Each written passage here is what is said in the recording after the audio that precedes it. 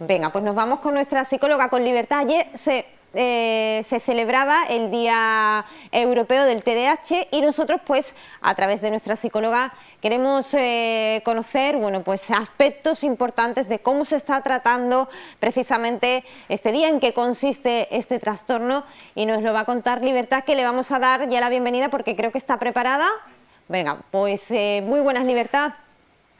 Hola, buenas tardes, Rocío. Como siempre, un placer de estar un día más con todos vosotros y todas vosotras en este programa, en este trocito que me dedicáis.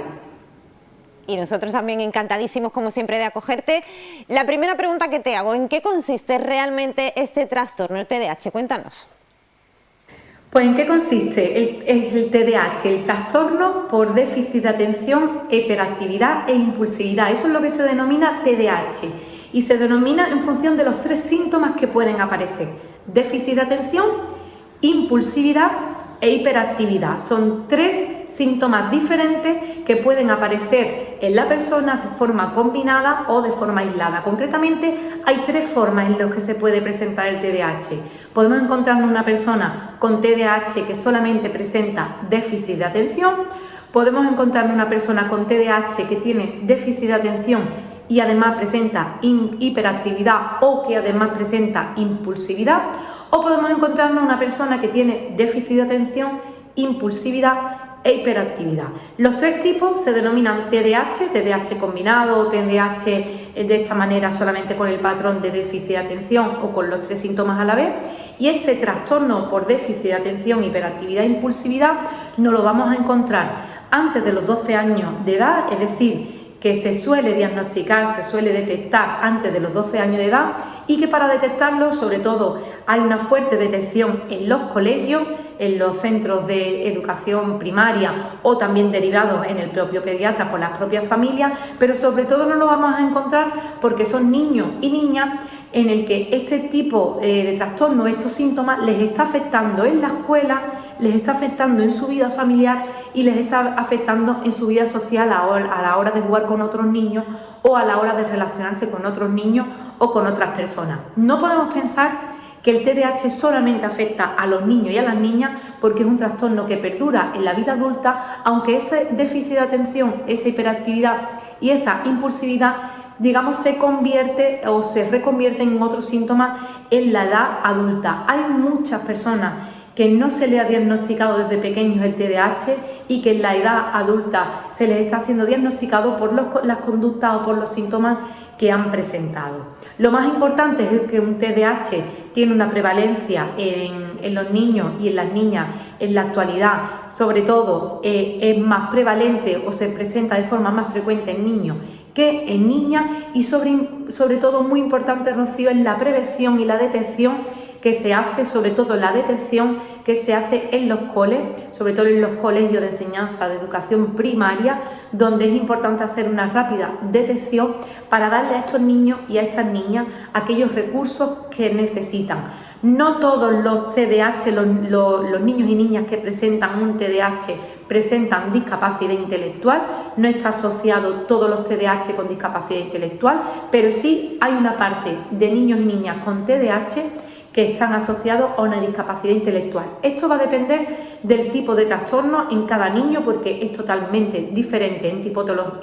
tipología y en desarrollo, y hay que tener en cuenta que tenemos, igual que decíamos antes, que tenemos tres tipos de TDAH, tenemos tres niveles también, ya que puede ser un TDAH leve, moderado o severo. Va en función del desarrollo de cada niño y cada niña, y por tanto hay que hacer una detección, como decía antes,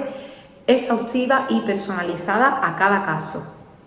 Sí, Libertad, pero sí que es verdad que nos gustaría saber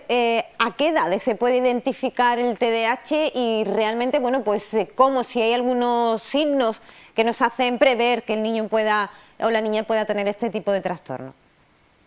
Como decíamos antes, Rocío, muy importante enfocar en los primeros años de vida de estos niños, y sobre todo se detecta una detección en los centros de educación primaria y también, como no, en el contexto familiar, donde los papis, las mamis perciben estos comportamientos o estas conductas o estos síntomas que le podemos llamar de lo que podría ser un TDAH. Es muy importante el carácter preventivo en el sentido de que hay que detectar lo antes posible para prevenir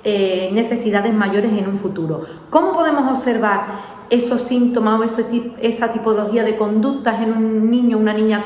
con un posible TDAH? Antes decíamos que tiene que ser antes de los 12 años de edad y que sobre todo tiene que haber un deterioro significativo en las 3 áreas en las que se desarrolla un niño: en la escuela, en la familia y en lo social, con los niños y con las niñas con las que se relaciona. ¿Quiere decir esto? Que los síntomas o las conductas que tienen los niños le están perjudicando en su aprendizaje en el colegio, le está perjudicando en las conductas que tienen con otros niños a la hora de relacionarse y le está perjudicando en la vida familiar. Y este deterioro o deterioro significativo que le llamamos se tiene que observar mínimo durante 6 meses, porque puede ser que estos síntomas o estas conductas que ahora vamos a poner de ejemplo, pues las observemos en muchos niños, pero que no las observemos con esa duración de tiempo o que sean comportamientos aislados, porque ahora cuando veamos esos ejemplos, Rocío, vamos a ver que muchos niños presentan este tipo de conductas de forma aislada, pero tenemos que tener en cuenta que sean conductas que perduren en el tiempo, que sean de una frecuencia, de una intensidad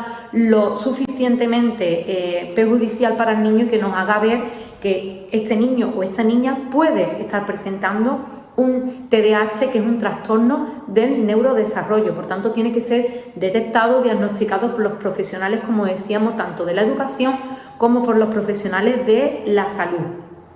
Por tanto, ¿qué hablamos qué significa cuando hablamos de déficit de atención? ¿Qué significa cuando hablamos de hiperactividad? ¿O qué significa cuando hablamos de impulsividad? Esas 3 patas que tiene el TDAH. Hablamos de déficit de atención cuando nos encontramos a niños que sobre todo empiezan una tarea pero no la terminan, o sobre todo están empezando una tarea, cosa que les suele costar trabajo, y rápidamente se desvían o la atención se les desvía hacia otra cosa. Incluso en los casos más graves son niños que pueden tener casi incluso ausencias, que se quedan, como nosotros decimos, en el limbo, o mirando hacia otra cosa o atendiendo a otra cosa, o simplemente están haciendo una tarea y se van hacia otra que no tiene nada que ver con lo que estaban realizando, yéndose hacia tareas que les resultan más estimulantes o más gratificantes. Son niños que les cuesta mucho trabajo tener organizadas sus cosas, su material, o puede ser que se sienten a hacer una tarea pero se sienten sin haber cogido los instrumentos que necesitan, por ejemplo lápiz,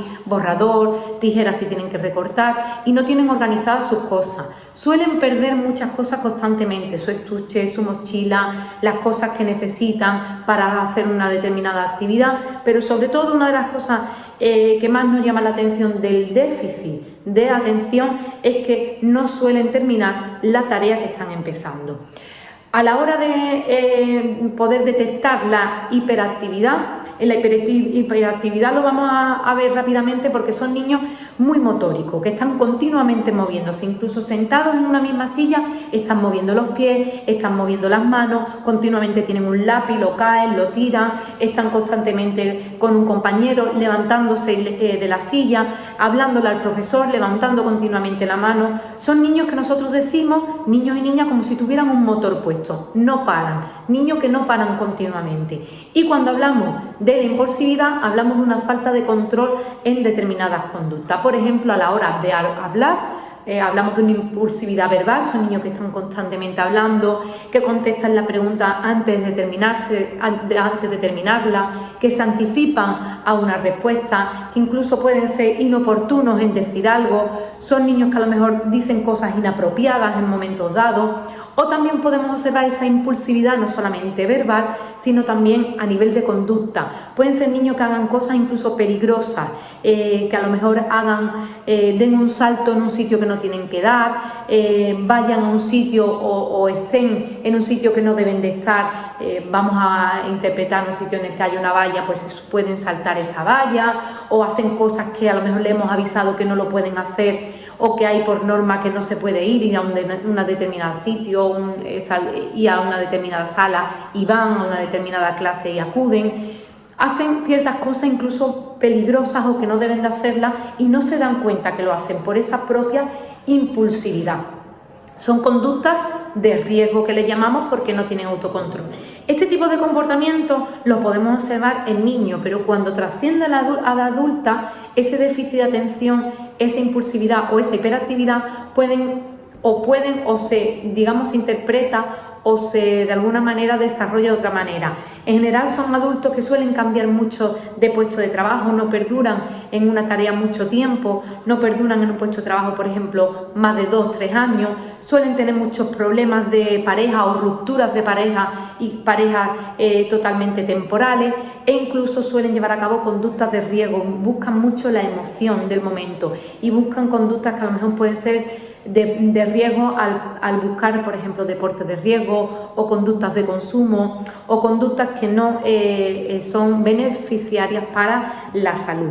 En todo ello, Rocío, el TDAH tiene un buen pronóstico si es tratado a tiempo, si necesita los recursos y el trato que tiene en el ambiente, pero sobre todo importante que no podemos generalizar. Cada persona que presente un TDAH es una persona por delante. El TDAH, el trastorno, digamos, viene por detrás. Primero la persona, importante que conocer a la persona, hay que conocer las limitaciones que tiene con el TDAH y el entorno, tanto en la escuela, tanto en la familia como en las relaciones sociales. Tenemos que conocer cómo tratar a esa persona, cómo ayudarle para que, bueno, pues como siempre decimos, que en la medida de lo posible los recursos de apoyo que tiene alrededor le hagan vivir una vida en calidad y una vida estable como cualquier otra persona, como cualquier otro niño, otra niña.